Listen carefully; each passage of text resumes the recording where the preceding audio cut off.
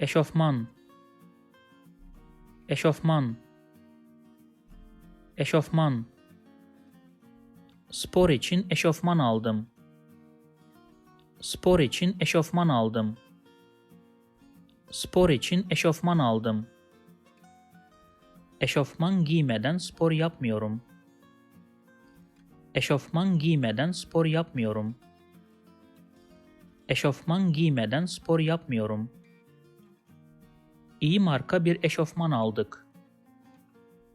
İyi marka bir eşofman aldık. İyi marka bir eşofman aldık. If you like this video, please subscribe to my channel below for more videos on Turkish grammar, vocabulary and pronunciation. Also, if you think this video can benefit somebody else, please share it with them.